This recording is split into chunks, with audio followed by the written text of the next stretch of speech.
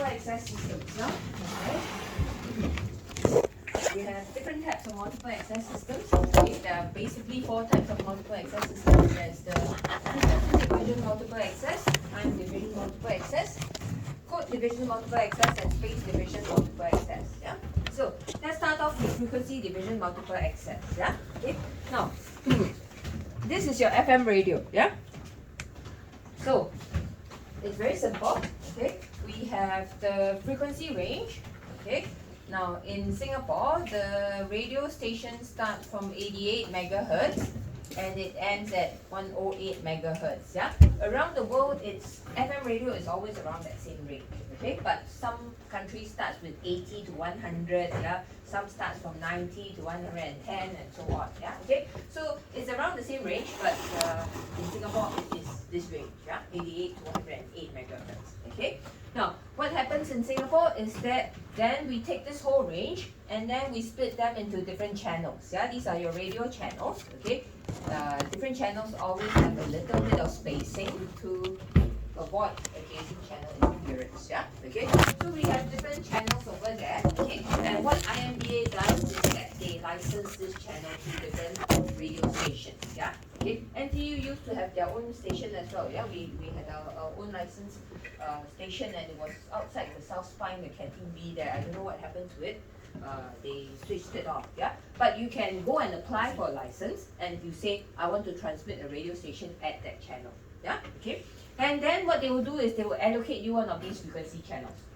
Okay, so this is your frequency division multiple access.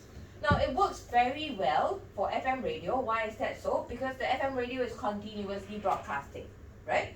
Yeah, if you want to tune into 95, you tune into 95 and it's always broadcasting something. Yeah. Now, if you want to talk to the DJ, you don't call at 95 megahertz, right? You call using your mobile phone, right? And then you call to the person and then you talk to the person and then the person broadcasts your conversation on this 95 megahertz frequency range. Yeah. So it works very well for radio stations because they are continuously broadcasting. It's a one-way communication. Yeah, they always broadcast. You always tune into it. That's it. Whenever you tune into it, you listen to it. But you don't tune into it, it's still broadcasting. Yeah, not that it's not there. Yeah. So this is your FDMA. Yeah. Now you can imagine as well if this is your mobile phone. Okay, say for example within this 20 megahertz of frequency range. Okay, let's say I can split 100 channels out of it. Okay, what does it mean? Okay, it means that at any point in time, I can only give 100 channels to people. Yeah, meaning 100 people can use the mobile phone at the same time. This is clearly not sufficient. Yeah, we have 6 million people. How are you gonna use 100 channels to supply them with that? Yeah. Okay, so FDMA is not going to work, yeah, but our first cellular system was based on FDMA alone, yeah, okay. So then people very quickly came up with your 3G system, okay, or 2G system, okay, where they added on top of FDMA, that means FDMA is still there, okay, on top of FDMA, they did what we call TDMA, time division multiple access, okay. Now, what happens in time division multiple access, okay?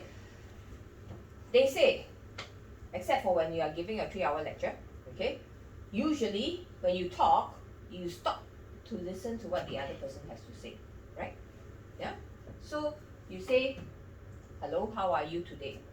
Yeah? If you are sincere about the answer, you would stop and wait for the person to say how they feel today. Yeah? Okay? So, what they think is that we don't talk at the same time all the time. Yeah? We take turns to talk.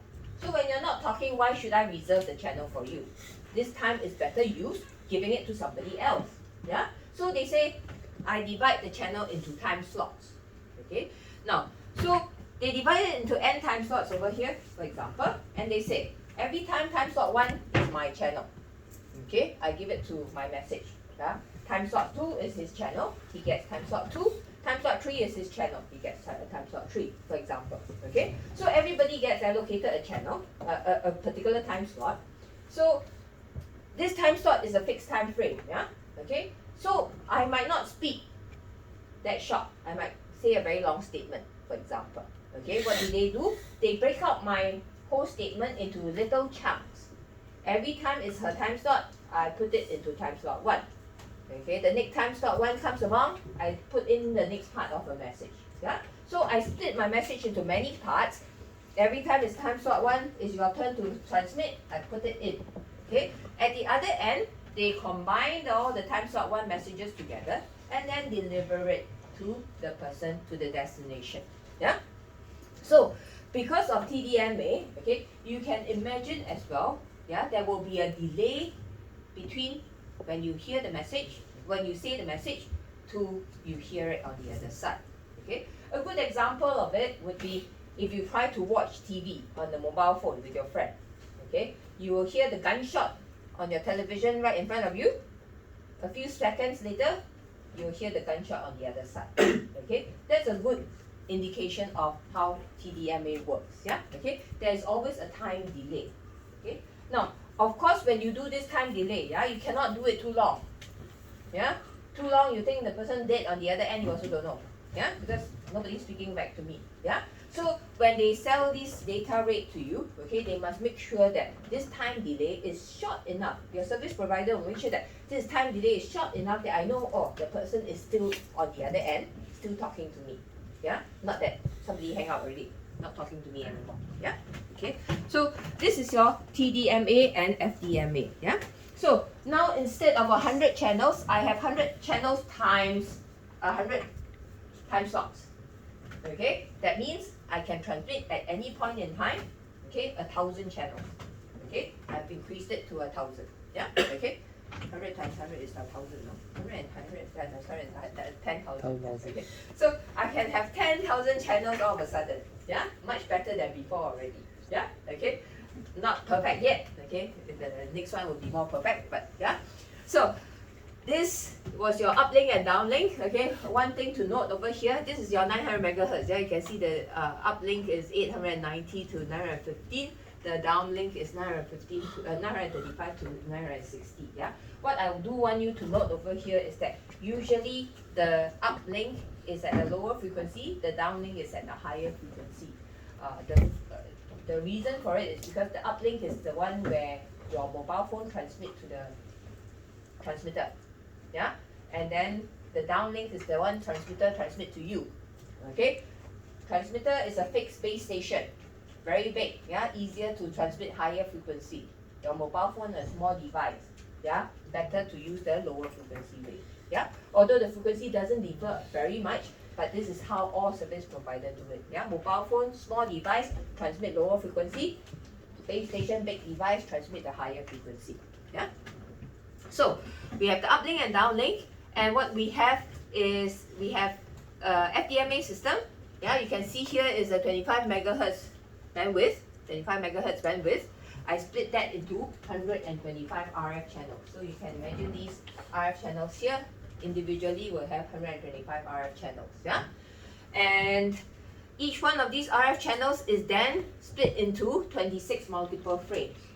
Okay, and these multiple frames, okay, they use 2 of it for control signal, 2 of these multiple frames for control signals. The rest are used for traffic. Yeah, allocate to time slots to people. Yeah, okay, and they make sure that the duration between bursts is short enough in milliseconds. Yeah, such that you will not miss the message. Yeah, you know that the person is still there. Okay, and here you can see, okay, not enough to do HD video. Yeah, the data rate is only 270 kilobits per second. Okay, this is your voice signal, the very beginning of your GSM phones. Yeah, okay. So they say it's not enough. Yeah, okay. Then what do they do? Okay, now LTE, wideband, CDMA, all based on this. Yeah, okay. During the time when I was doing my master's degree in NTU, yeah, okay, I have fellow lab mates already doing research on this. Yeah, okay. So this technology is from long time ago. Yeah, okay, but it's still being used. Okay, and this is something that I think you can relate to because you learn it at some point in your undergraduate studies as well. Okay, do you remember when you do maths about the autocorrelation? There's this tutorial question with the triangle wave, and then you have correlate the triangular. What happens when the triangular meets the triangle? You have a high power spectral density, right? Okay, so this is how CDMA works, exactly like that. Yeah, they use a pseudo random noise code. Yeah, okay, so it's like noise. Okay, they generate randomly a code for everybody, meaning this code is unique to you only. Nobody else has this code. Yeah, okay, so this triangle shape is unique to you. Okay, and then what do? Yeah, you transmit the signal. So when this triangular shape comes to you, if you correlate it, it looks exactly the same. The code is exactly the same as what's being transmitted. You get a high power spectral density. You get your enough signal to noise ratio to decode the message that's sent to you. Yeah. If it's somebody else, it doesn't meet. Yeah. No high power spectral density, no signal to noise ratio, you cannot receive it. Yeah. Okay. And so it's a very simple technique. Okay, that makes use of your autocorrelation. Yeah. Okay. You learn. Yeah. Practical application of it. Yeah. So everybody has their unique code, and theoretically they say, yeah, at the beginning when we did research on it, okay, I wasn't one part of it, yeah, but I know some people who are now the director of TV White Space, actually he's a friend of mine, working on CDMA at that time, yeah, okay, they came out with this idea. At that time when they came out with the idea, they said, yeah, you can transmit as much codes as possible, yeah, and it will never fill the spectrum. Meaning you can have not 10,000 users, you can have millions of users at the same time. Okay, that's why you can now have so much data rate. Yeah, unfortunately, in every country, this maximum amount of users that can go into one spectrum is limited by the power level. Okay, so once it reaches a certain power level, yeah, you cannot go higher than that, yeah, or else you saturate the system. Okay, so the number of codes can go on it, okay, is definitely more than 10,000, okay, but yeah, it will give you better signals, better channel capacity. Yeah, so at one point in time, okay, you have these dual band phones, okay, mobile phones that have cover dual bands. One is the 900 megahertz band and the other one is the 800 megahertz band. Yeah, at that time CDMA was only launched in Japan and US. Yeah, those were the two countries that started your CDMA system first. Okay, and then everybody else followed. Yeah, okay. At that time they were using the 800 megahertz, so you have a dual band phone that covers 800 megahertz, means you can use it in Japan and US. The rest you cannot use. Yeah, the rest of the phones you cannot use. Yeah, so again, still a 25 megahertz band. Okay, so you see FDMA is still there. Yeah, okay, so 25 megahertz band. This time, just now you see it was 125 RF channels. Yeah, now it's only 20 RF channels, meaning the bandwidth is very broad. Yeah, same bandwidth but split into only 20 RF channels. Yeah, so it's a broadband signal. Okay, and the way that they generated these random codes for everybody is using these Welsh functions. Okay, so they use Welsh functions to generate these CDMA codes for everybody. Okay, and this time you can see we have increased the channel capacity by 5 times. Okay, now can send a little bit of a text message, yeah, or even a photograph, yeah, at that time. So that's the basis of what we're using nowadays. Okay, and then finally the next technique that we have is the space division multiple access. Okay, now space division multiple access, basically ever since the first cellular phone system we had this. Yeah, so the idea is that I can repeat the use of the same frequency range over a different area. Okay, so in NTU I use this frequency range. In Ang Mo Kio I can also use the same frequency range. Yeah, how to determine how far I can transmit? Phase transmission equation. Yeah, I make sure that phase transmission equation say that it can only reach, yeah, lakeside.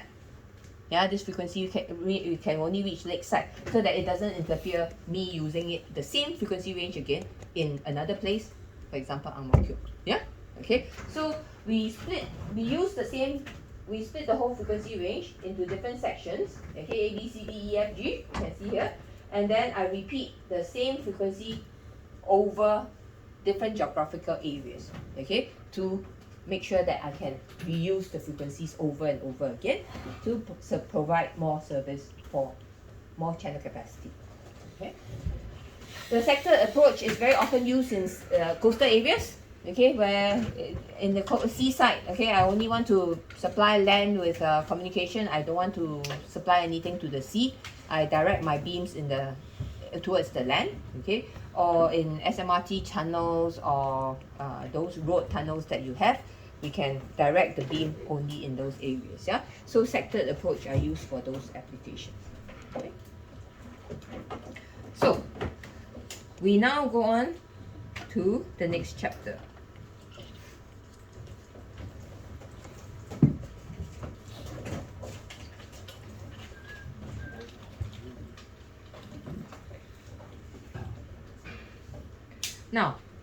Now we start looking at the transmitter and receiver, yeah? Okay, we start with the basic designs, okay, and then later on we'll go on to, once we understand the basic design, we'll go on to more complicated things, yeah? Okay, so we're going to look at the basic of a transmitter and a receiver and the different blocks that are used to design your transmitter and receiver, okay? So, we start off with the signal. It goes through your modulator. We talked about this, okay? And then the next thing that it goes into, okay, is this is a transmitter design. Yeah? So we start off with the signal that I want to transmit. It goes through a modulator, okay? And then it goes into what we call a mixer, okay? Now, you can see a mixer is basically a big cross sign, okay? It's a multiplication sign, okay? So what it does is it multiplies this frequency coming in here with this frequency coming in here, okay? This is a local oscillator. I can determine this frequency, yeah? I set this frequency. I multiply the two frequencies together. What happens when you multiply two cosine waves together? Later on, I will show you. The output will be the summation of the two frequencies and the difference between the two frequencies, okay? So when you do that, you have F1 plus F2 and F1 minus F2, yeah? So what you have effectively done is you have bring the frequency up and you have brought the frequency down. Yeah. Now, if I use a filter to filter out the upper frequency, this is known as a up converter. Okay, and I use that in a transmitter because I want to bring the frequency up to 2.4 gigahertz and then transmit it out on my antenna to on the Wi-Fi system, for example. Okay, so I amplify the signal and then it goes out through my antenna. At the receiving end, okay, we have the same thing, yeah? We receive the signal on an antenna, amplify it. Again, remember, it has to be a low noise amplifier, okay? Then it goes into the mixer. Again, this one multiplies the two frequency F1 and F2 together. This time, I will filter out F1 minus F2, yeah? Because in the receiver, we use it as a down converter, yeah? So I down convert the signal, bring the frequency down, and then into a demodulator to get my signal back, okay? Now, what are the functions of each one of these devices, yeah? Okay, please make sure you know this. You don't have to remember anything because you can bring your notes in, okay? But please make sure that you know this, okay? The different functions of the different blocks that we have, okay? An amplifier, very clear, yeah? It amplifies the signal. It puts a small sine wave into a big sine wave, that's all, okay? Easy explanation for amplifier, yeah? The filter is to suppress unwanted frequency, okay? So I filter out whatever frequency I don't want. I only keep the frequency that I want, yeah? So it suppresses unwanted frequency components and only keep the one that I want, okay? The frequencies that I want. The mixer does an up conversion and down conversion of frequencies, okay? So it can bring both the frequency up and down. So you have F1 plus F2 and F1 minus F2. And your local oscillator produces a clean sinusoidal wave so that I can combine it using a mixer, yeah, to bring the frequency up or down, yeah. So I control the local oscillator to do that, yeah. Now, over here, other components that we have, yeah, an attenuator, okay. Most mobile phones have an attenuators, okay. The attenuator brings the signal down, yeah. Meaning, if I'm too close to the base station, okay, I don't want my system to go into saturation, or I don't want the signal to be too strong that it causes any problems with my mobile phone, okay, I use an attenuator to make sure that the signal is not too high, okay. Terminators are used to terminate cables, yeah, any open port, okay. Now, again, yeah, 3001, yeah, okay. What happens when you have open circuit port?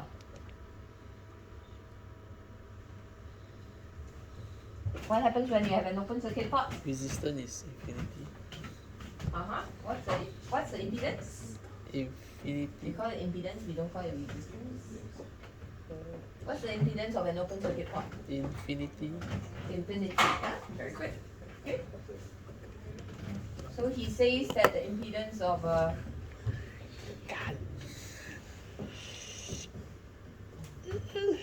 open circuit port is infinity. Yeah? So what happens?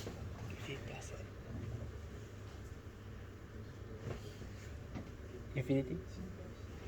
Oh, not infinity. It becomes? What happens to this equation? Do you remember this? You've seen this before, right? Yes. 301, you've seen this before, right? You've used this before as well, right? Yeah. Great. So what happens? Open circuit.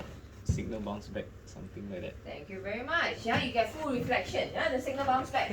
Okay, so if you have an open circuit port, yeah, an EM wave goes there, it gets fully reflected. Yeah, once it gets fully reflected into your system, okay, you have a lot of problems. Yeah, because you cannot differentiate the forward moving wave from the reflected wave. Yeah, okay, and then you have a whole load of issues. Yeah, okay. So whenever you have an open circuit port, you should always terminate it with a terminator. Yeah, don't think I'm not using it, so just leave it open. Okay, especially anyone doing your FYP project. Okay, please remember this. Yeah, okay. I have actually done a moderation of an FYP project that because they didn't terminate the port, they said I'm not using it, what? So don't do anything with it. Yeah, okay. It cost them a lot of problems with their FYP. Yeah, okay. So please, any port that's open circuit, okay, if you're not using it, okay, if it's transmitting any RF signal, please terminate it with a terminal. Yeah, don't leave it open. Okay, this is not an electrical wire. Yeah, electrical wire open circuit, no current, that's okay. Yeah, anything to do with EM, you have to terminate it. Yeah. Phase shifters, okay, phase shifters are used for array antennas. Okay, array antennas, you change the phase, you can do beam forming, direct the beam in different directions based on the phase that you put in. Yeah, directional coupler and hybrid coupler. Okay, you have made use of this in your E301 lab. Okay, yeah, I don't think any of you remember that. Yeah, okay, if you remember that, I'm very proud of you. Okay, so the directional coupler, okay, remember, yeah, on the transmission line, you have a forward moving EM wave and a reflected EM wave, right? And how did you differentiate between the forward moving wave and the reflected wave? You use the directional coupler. Okay, this PCB board in front of you, if you don't remember, yeah, you did some connections and then you see the reflected wave, yeah, by using a directional coupler. Yeah, that's the purpose of a directional coupler. The difference between a directional coupler and hybrid coupler is just that one is a 3 dB coupler, the other one, any power differentiation also can. Okay, so this one you can have split power 20% here, 80% here. Okay, hybrid coupler will be 50%, 50%. Yeah, half power. Yeah, and you split the power equally. Circulator, it allows the signal to go in only one direction. Okay, it's used in an isolator. Okay, also in your EM lab. Okay, and then the limiter limits the power input. Yeah, so for example, if you switch on the light switch and then there is a spike. Yeah, okay, you want to make sure that it doesn't disturb your system. Okay, you need to have a limiter such that the power don't go beyond a certain value. Okay, so you use a limiter for that purpose. Power divider and power combiners are usually used for array antennas. MIMO systems have power dividers and combiners. Okay, and then analog to digital converter, digital to analog converter, you know what they are, yeah? They convert an analog signal to digital and digital signal to analog. Now, this one, I want you to be especially careful about, yeah? Okay, the function of an antenna, okay? The basic function of an antenna is two things, okay? As stated here, yeah, it's a coupler between space and circuit, and the other function is a spatial filter. Okay, now let's start off with a coupler between space and circuit. Yeah. So, any of you doing FYP on antenna design? Nobody? So, general knowledge, yeah, okay. When you build an antenna, yeah, okay, an antenna is basically just a piece of conductor, wire. Yeah, okay. So if I want to build an antenna, okay, a dipole antenna, yeah, what's the length of this piece of wire? It's related to the wavelength. How much of a wavelength? Thank you very much, yeah? And a dipole antenna is half of a wavelength, yeah? Okay, so you have a piece of wire, you cut it, yeah, let's say for example, you want to transmit at 300 megahertz.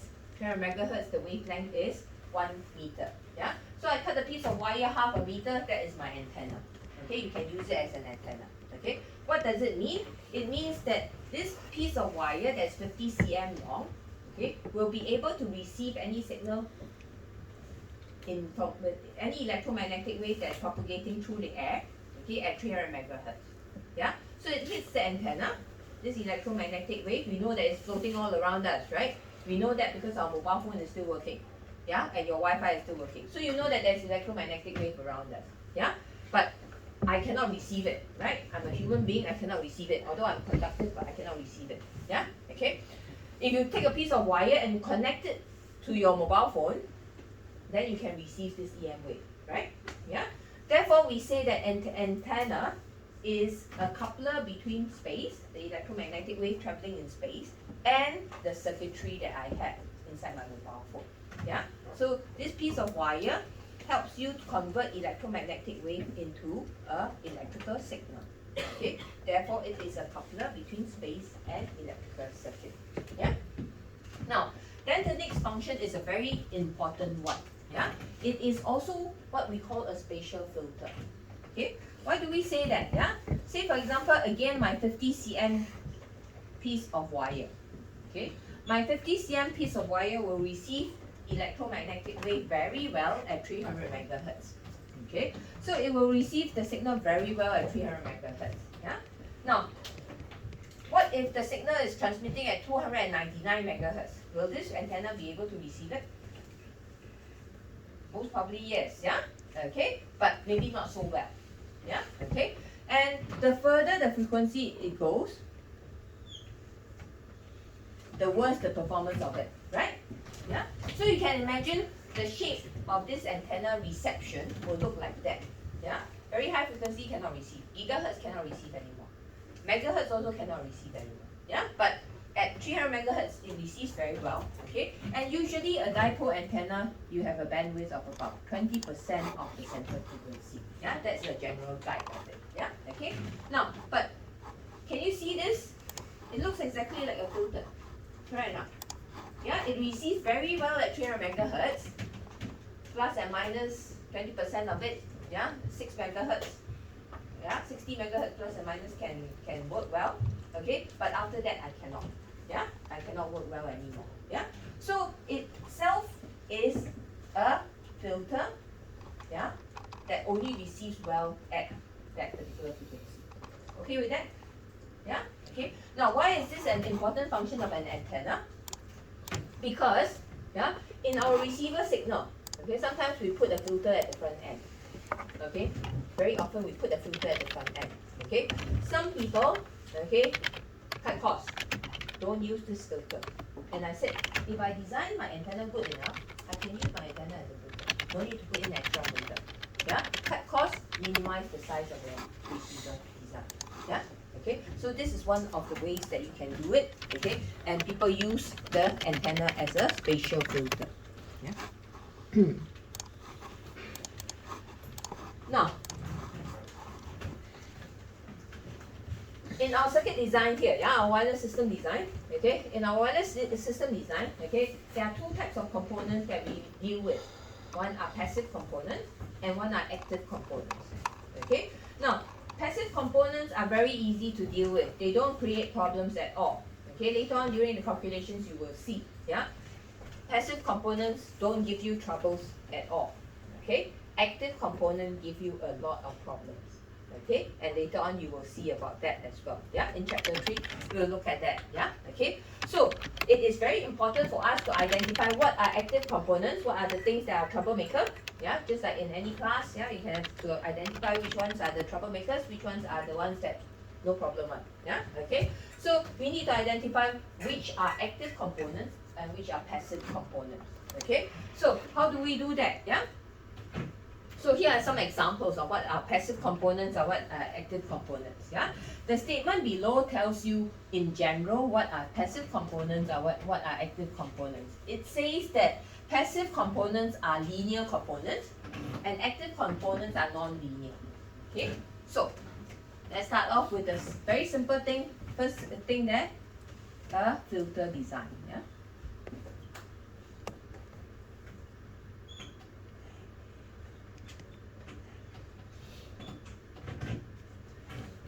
Now this is a very simple filter design.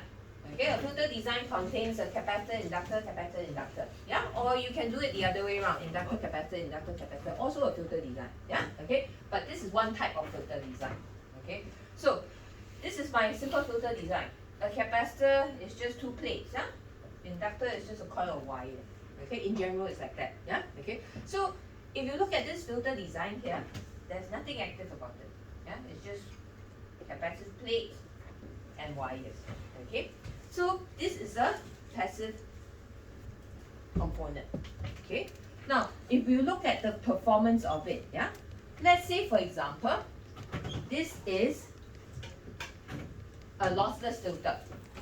Yeah, so if it's a lossless filter, I put in a sinusoidal wave, it will come out a sinusoidal wave. Yeah, if it's in the pass band right now. Yeah, okay. So if I put in a 1 volt, yeah, plus and minus 1 volt, yeah, sinusoidal wave, the output will be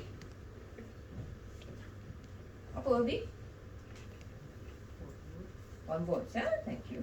Because it's lossless, yeah. If I put in 2 volts, 3 volts, yeah.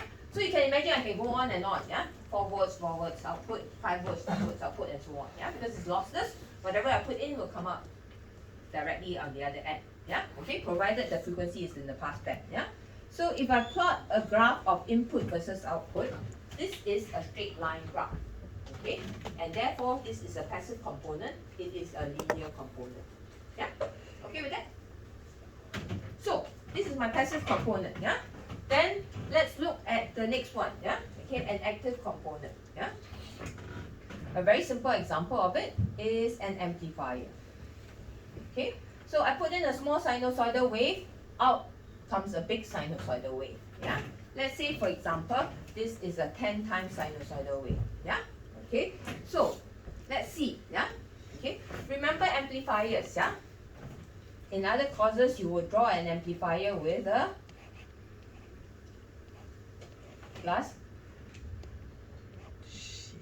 Correct or not? What's that?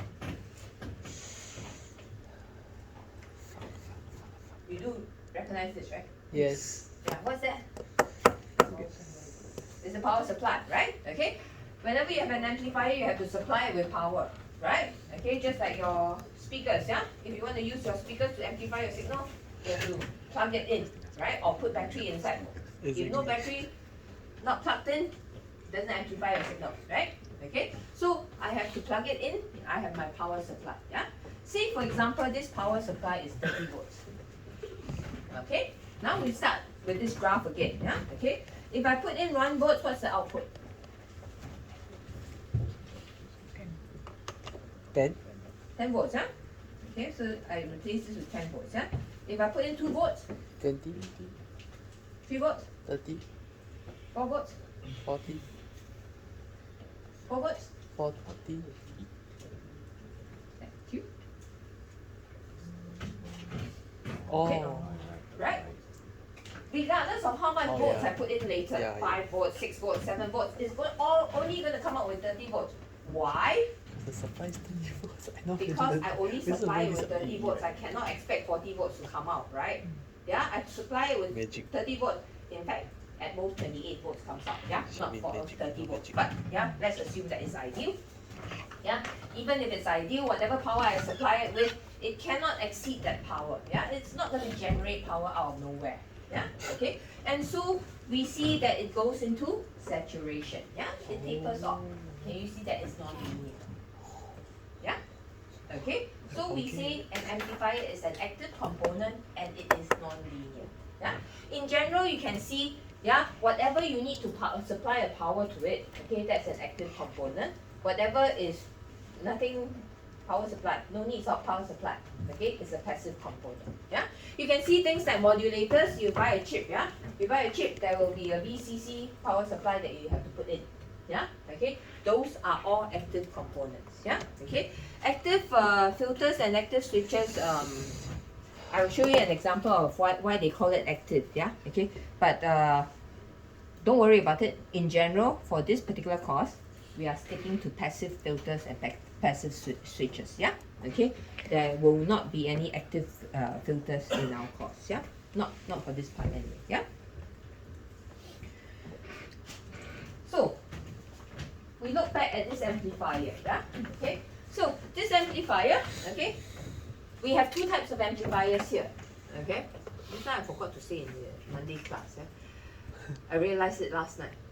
There are two types of amplifiers here, okay. One is a fixed gain amplifier, okay, meaning whatever you put in, something else amplified signal will come out, yeah, okay. The other one is a AGC, automatic gain control amplifier, okay. AGC, you can imagine, yeah, all your mobile devices, all your laptops will have an AGC. Why is that so? When you go closer to the base station, the amplification will decrease. When you go further away from the base station, your amplification will increase. Yeah, okay. So AGCs very commonly used. Yeah, in all receiver systems you will find one of them. Yeah. Now ideally I want it to work this way. Yeah. So ideally if I put 4 volts inside, I want output to be 40 volts. Yeah, I want it to be a straight line. Okay. So ideally this is my performance of my amplifier. Yeah. Okay. So ideally this YT is equals to AXT in the time domain is my amplifier performance. Yeah, the blue line. Okay. What's the gradient of this blue line?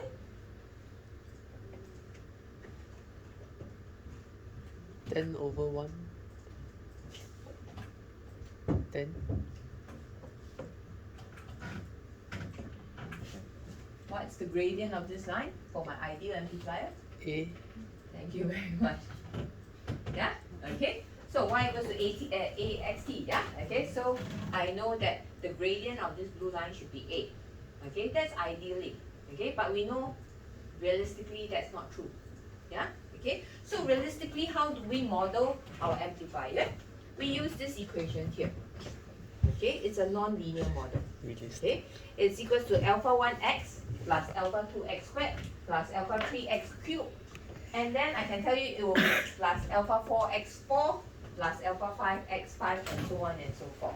Okay, but in most circuit designs, yeah, even if you get the spec sheet from an amplifier, they will only give you until alpha 3. Okay, why is that so? We assume that alpha 4, alpha 5, they are too small, negligible, no need to consider. Okay, so this is our realistic amplifier. Okay, and this is the ideal one. Yeah, ideally I want it to be just amplified by A times and that's it, always. Yeah, realistically it looks like the bottom equation there. Yeah, so we're going to put a sinusoidal wave with an amplitude of A, okay, or cosine wave with an amplitude of A into the realistic model and see what happens. Yeah, okay, so I put A cosine omega t into this x term here and I get this equation here. Okay, now once you expand this equation, you will see the output will be equals to this. Okay, if you don't believe me, it's just 5 minutes of work at home. You can resolve it yourself and prove that this is true. Yeah, okay, now what do you see there? Yeah, we see 3 terms. The first one is a DC term. Okay, so what does the DC term indicate? Yeah, the DC term indicates this. Yeah, say for example, this is my small sinusoidal wave input. Okay, the output is this big sinusoidal wave here. Okay, now what does the DC term do? The DC term basically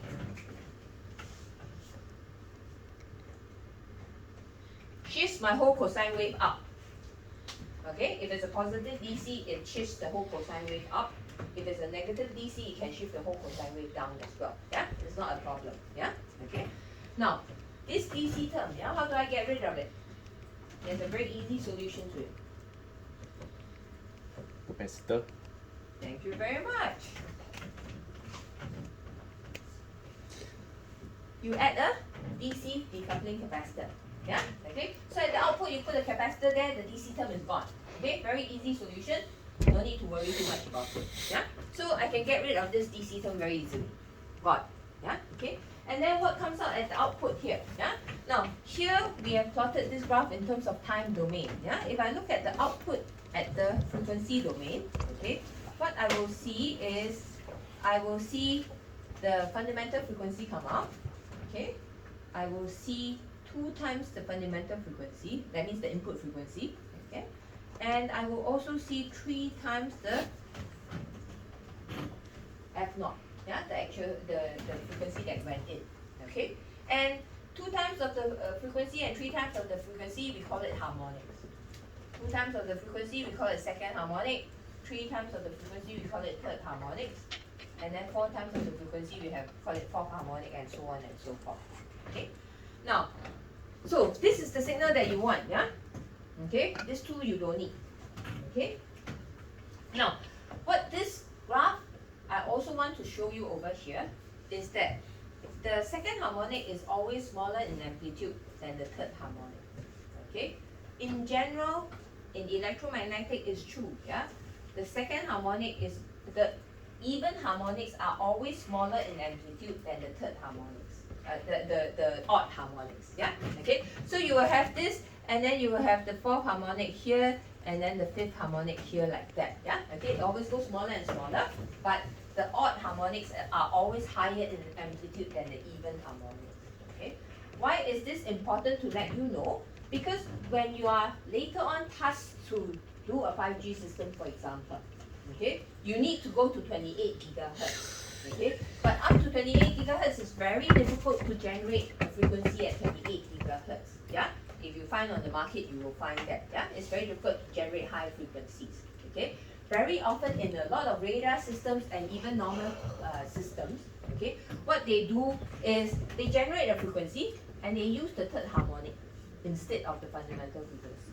Yeah, because I want a higher frequency, okay, they always make use of the third harmonics. Yeah, some people make use of the fifth harmonic as well, but fifth harmonic amplitude is actually quite small. Yeah, so most people make use of the third harmonics. Yeah. Okay, so this is something that, an idea that you can use later on if you need to build a receiver or transmitter at a very high frequency. Yeah, make use of the third harmonic. Okay, so you can see over here, yeah, your fundamental frequency, your amplification is this guy over here. This is the amplitude of your amplification. Okay, yeah. So what this tells me is that when you input the input X, when it's small, yeah, when the amplitude A is small, okay, you will see that it has a gradient of alpha 1. Yeah, so mainly this front term predominates. Okay, when A becomes bigger, this is A cubed. Yeah, this one becomes very large. Okay, therefore this causes the non-linearity. Okay, so you will see that the amplitude gets compressed down, okay, because alpha 3 there is almost always a negative number. Okay, so you will have your alpha 1a minus 3 alpha 3a cubed over 4, okay, and then this will be the one that brings it down into a non-linear performance here. Yeah, okay, and alpha 2 doesn't play a role in it. Yeah, okay, this has come out as an exam question before, yeah, but alpha 2 doesn't play a role on it. Yeah, okay. So now the next thing we look at, yeah, is a filter. Okay, filter over here. Okay, we introduce 3 types of filters: the band pass filter, the low pass filter, and the high pass filter. Okay, now I want to introduce you to these symbols. Okay, please recognize them. Okay, this is known as a high band pass filter. Why? Because there's 3 electromagnetic waves, 3 sinusoidal waves. The upper frequency is being cut off, the lower frequency is being cut off, only the middle frequency passes through. This is known as a band pass filter. This symbol indicates a low pass filter. the higher frequency is being cut off, so the lower frequency can pass through is known as a low pass filter. And the final one here is a high pass filter. The higher sinusoidal wave passes through, the lower sinusoidal wave is being cut off. Yeah, okay. And I won't use these symbols, but yeah, you can also draw it this way if you want. Yeah, there's nothing wrong with it. Okay, these are the two symbols that we use for high pass, low pass, and band pass. Yeah, okay. So how would I make a band pass filter?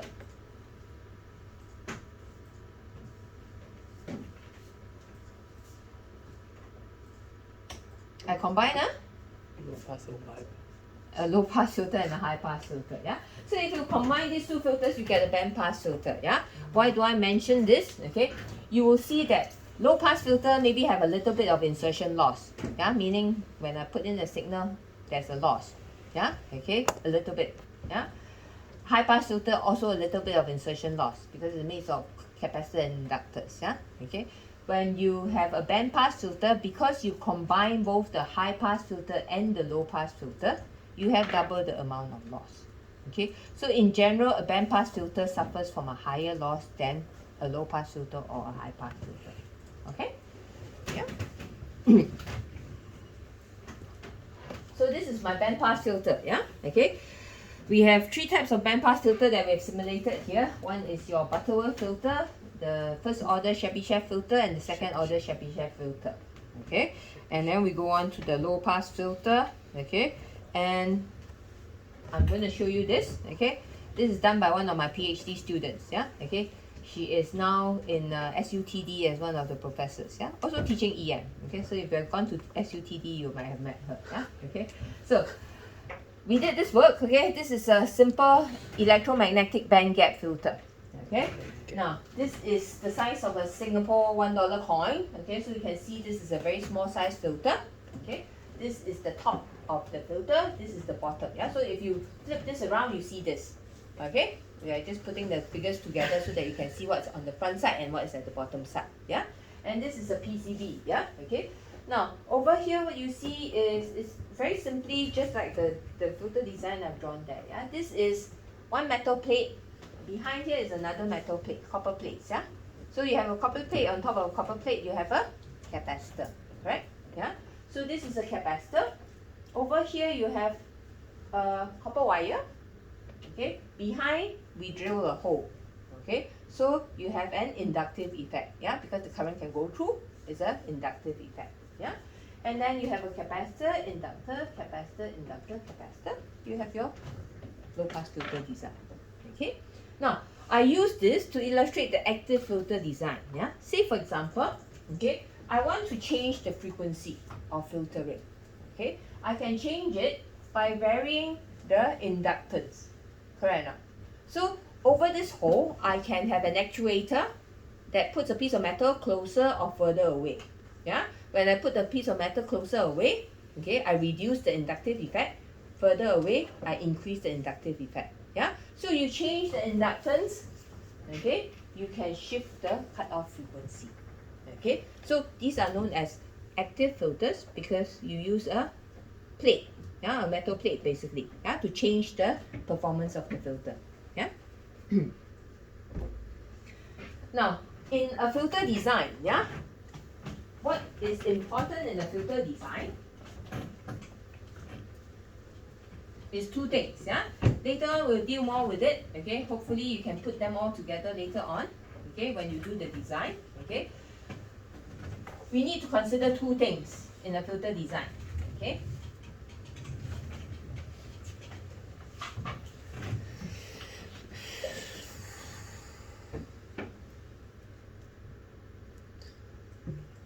Why these lectures so very This is my filter design. Okay. Two things that I have to consider. Okay. You can see over here. Yeah. This is my amplitude. Let's say for example this is 0 dB. Okay. And this one has an attenuation of minus 1 dB, for example. Okay, which means whatever signal you put in the pass band, it gets attenuated by 1 dB. Okay, yeah, whatever power will drop by 1 dB. Okay with that? Yeah, so it drops by 1 dB before it goes through. Okay, this is your filter design, bandpass filter design. Yeah, okay. So attenuation, okay, or insertion loss is one thing about filters. Okay, and we spoke about that just now. Yeah, we say that if you have a low pass filter, the insertion loss or attenuation is lower. If you have a high pass filter, it's also lower. But if you have a band pass filter, you have higher attenuation. Yeah. So in this case, I have a 1 dB attenuation. Okay. Now, the other thing that I have to consider, okay, is this slope here. Okay. We define it as a Q factor. Okay.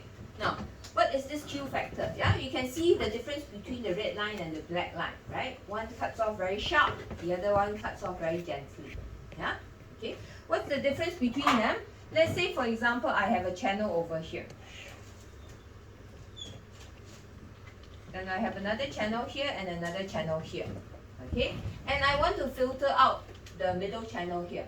Okay. You can see if I use the black filter, I will get this signal. If I use the black filter, I will get this signal drop down by 1 dB. Yeah? Okay? If I were to use the red filter, what will I get? Okay? If I get the red filter, I will get this down by nothing because it's a very good filter. Okay? And over here it drops down by a bit, over here it drops down by a bit. Yeah? So by using the low Q filter, okay, the red one is the low Q filter, I get the adjacent channels inside as well into my system, okay, which is not good. Yeah. So ideally, I want it to cut off very sharp so that I only select the channel that I want. Okay, but that comes at a price. Yeah, it will give you a higher attenuation. Okay, if I get a gentle slope, okay, you will have a lower attenuation. Okay, two things. Yeah, so they are compromise of each other.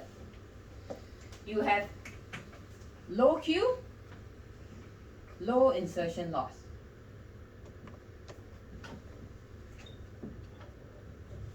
And then if you have a high Q is the black one, yeah? You have high insertion loss.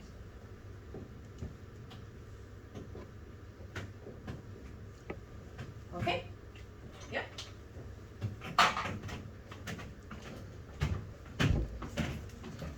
You can see that here as well, yeah? This is a low Q, low loss. Okay, this is a high Q, high loss, yeah? Okay, they have the ripples over here, yeah? So, then we come to the next component here, which is your mixer, yeah? Okay, remember we said this is a big multiplication sign. Okay, what you do, you multiply the two signals together. Okay, so the first signal, okay, cosine omega 1 t, yeah? Okay, omega is 2 pi f, yeah? Okay, so this is f1 and this is f2, yeah? So when you put cos omega 1t multiplied by cosine omega 2t, you will get cosine omega 1 plus omega 2 and cosine omega 1 minus omega 2, yeah? Okay, so what this tells me is that ideally, yeah, again this is an ideal situation, doesn't exist, yeah? Okay, no mixer works that way, yeah? Okay, but this is what we want the mixer to do, okay? So what I want the mixer to do is I put in F1 over here and I put in F2 over here, and ideally I want the output of my mixer to be F1 plus F2 and F1 minus F2. Okay, this is what I want. Yeah. So I want to shift the frequency up and shift the frequency down. Yeah. F1 plus F2 and F1 minus F2. Yeah. Okay. So ideally, this is what I want. Okay. Unfortunately, realistically, again, a realistic mixer is alpha 1x plus alpha 2x squared plus alpha 3x squared. This equation doesn't change, yeah? Just the value of alpha 1 and alpha 2 will change, okay, in any realistic system, yeah? So what happens if it's this equation, the realistic mixer, okay? If I put in my F1 and F2 into this equation here, you will have to trust me, or you can work it out yourself. This is the series of things that you will get, okay? Now there will be a DC term, but I'm not writing out the DC term, okay, because I know I use a capacitor, I can remove it. Yeah? So none of my concern. I use a DC decoupling capacitor, I remove this. Yeah? So DC term is gone. Yeah? So at the output of this amplifier, what do I have? A mixer, what do I have? Yeah? This is in the frequency domain. Yeah? The amplitude is not accurate, yeah, but I'm going to draw for you what you have here. Yeah? Now, the first component here is the one that I want. It's F1 plus F2 and F1 minus F2. Okay, so I have the two frequencies, F1 plus F2. This is the up converted signal. And I have F1 minus F2. Yeah, this is the down converted signal. Okay, now over here I need to mention, yeah, okay, it doesn't matter if F1 is a bigger number or F2 is a bigger number. Okay, F1 minus F2 is always a positive number. Yeah, so you can say it as an absolute value. Okay, what happens to the negative sign? There's no such thing as a negative frequency, right? A negative frequency just tells you that the sinusoidal wave is 180 degrees flipped, and that's all. Yeah, okay, so there's no such thing as a negative frequency. Yeah, okay, so this here you can assume it to be in the magnitude of each other. Yeah, okay. But to make life easy, I'll put F1 bigger than F2 so that you don't have that problem in your mind. Yeah. Now the next component that we have is 2 times F1 plus F2. It will be somewhere over here, 2 times F1 plus F2. Okay, high up here. And then I have 2 times F1 minus F2. Yeah, it will be somewhere here. This is my 2 times F1 minus F2. Okay. And then the next component that I have is 2 times F2 minus F1, 2 times F2 plus F1, this component here, okay, and the next one is 2 times F2 minus F1, which is over here, yeah, the second component, okay, and then the final two components I have is F2 and F1, okay, yeah, so in my mixer, yeah, theoretically, I just want these two components. That's all. I'm happy. Yeah? But realistically, this whole spectrum is going to come out. Okay with that? Yeah? Because of that, a mixer is always followed by a... What do you think is followed by? Thank you very much. Yeah, it's always followed by a filter. Yeah? Because I only want to select the frequency that I want. Yeah? If it's a transmitter, I would filter out this one. If it's a receiver, I will filter out this one. The rest of the frequencies, I do not want to have them at all. Yeah? Okay with that? Yeah? So, now, because it generates this whole load of signals, yeah? Okay, it's going to create problems for us. Okay? Now, of particular attention that we need to pay, okay, is these two components. This component and this component. Okay? It creates a lot of problems. Okay? Now, let me introduce you to two terms. Yeah? These two are known as third order intermodulation. Okay, what's the word intermodulation? Intermodulation means the mixing of frequencies. Why third order? There's 3 frequencies here. 2 of F1, 1 of F2. This one, 2 of F2, 1 of F1. Okay, so there are 3 frequencies, we call it third order intermodulation. Yeah? It doesn't have to be 3 different frequencies. It's just 3 frequency components. Yeah? Okay, so these two we call third order intermodulations. This one we call second order intermodulation. Yeah, because there's only 2 frequencies. Okay, and it's also a mixing of different frequencies. Okay, if it's 2 times of the same frequency, we call it a harmonics. Thank you very much. Yeah. Okay. So if it's the same frequency, we use it harmonics. Intermodulation means mix of 2 different frequencies. Yeah. As long as it's more than 1 frequency, it's called intermodulation. Yeah. Then if it has 3 of it, it's third order intermodulation. Yeah. The 2 that I've circled over there, the red signals there, they are third order intermodulation. Okay. And this is one of the most serious problems that we have to deal with RF circuit design. Yeah. Okay. derivative, which we will talk about next week. Yeah, not this week. Okay. These two third order intermodulation, but not a big problem. They are very high up. Filter off can already. Yeah. No big.